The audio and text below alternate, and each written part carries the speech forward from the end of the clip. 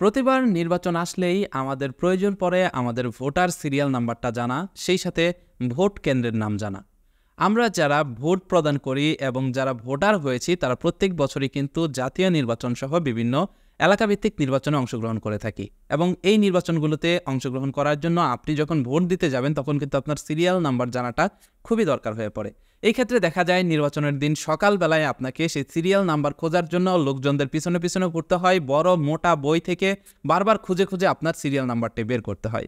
এখন থেকে আর সেই ঝামেলাটি থাকছে না।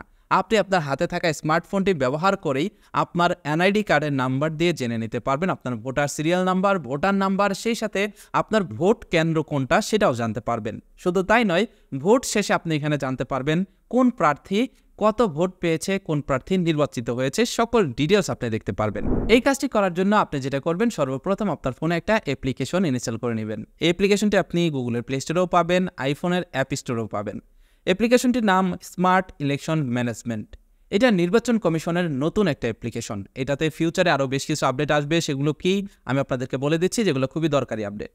এবার এইখানে আপনি এই স্মার্ট ইলেকশন কমিশন ম্যানেজমেন্ট লিখে সার্চ করলে আপনাদের সামনে এই অ্যাপ্লিকেশনটি চলে আসবে। অ্যাপ্লিকেশনটি আপনার ফোনে ইনস্টল করে নেবেন এবং অ্যাপ্লিকেশনটি ওপেন দিয়ে দিবেন। ওপেন দিলেই দেখতে পারবেন এখানে নির্বাচন কমিশনের লোগো চলে আসছে এবং আপনাদের সামনে এরকম ইন্টারফেস চলে আসছে। এখান থেকে আপনি ভাষা নির্বাচন করবেন। আপনি বাংলাতে চাইলে বাংলাতে ব্যবহার করতে পারবেন, ইংরেজিতে চাইলে ইংরেজিতে ব্যবহার করতে পারবেন। তো আমি এখান থেকে বাংলা সিলেক্ট করলাম, যেহেতু আমরা বাঙালি, তাহলে আমাদের বুঝতে সুবিধা হবে। অ্যাপ্লিকেশনটিতে ঢোকার পরেই দেখতে পারবেন নিচে 4টা অপশন রয়েছে। প্রথম অপশনটা হলো হোম, যেখান থেকে আপনি আপনার ভোট সংক্রান্ত বিস্তারিত সকল কিছু দেখতে পারবেন এবং এখান থেকে আপনি আইডি কার্ড ভেরিফাই করতে পারবেন। সেই সাথে নিচে দেখতে পাচ্ছেন রয়েছে তথ্য। আপনি এখান থেকে ক্লিক করে চাইলে আপনার যে আসন রয়েছে সেই আসনের তথ্যগুলো জেনে নিতে পারবেন। যেমন আসনের তথ্য সমূহতে ক্লিক করলে এখানে আসনের প্রত্যেকটা আসন আলাদা আলাদাভাবে ভাগ ভাগ করে চলে আসবে। এখান থেকে আপনি প্রত্যেকটা আসনের বিস্তারিত দেখতে পারবেন। যেমন জাতীয় নির্বাচনে বরিশাল 1-এ এখানে দেখতে পাচ্ছেন কে কে প্রার্থী হয়েছিল, কে কত ভোট পেয়েছে, সকল কিছু কিন্তু ডিটেলস দেখতে পাচ্ছেন। সেই সাথে আপনি এখান থেকে চাইলে যে কোনো আসনের সকল কিছু দেখে নিতে পারবেন। এবং এখানে দেখতে পাচ্ছেন রয়েছে ফলাফল। আপনি যদি ফলাফলে ক্লিক করেন তাহলে এখান থেকে আপনার বিভাগ নির্বাচন করে আপনি কিন্তু সেই বিভাগে বা আপনার আসনে কতগুলো প্রার্থী রয়েছে, কোন কোন প্রার্থী কত ভোট পেয়েছে, সকল কিছুর রেজাল্ট কিন্তু দেখতে পারবেন।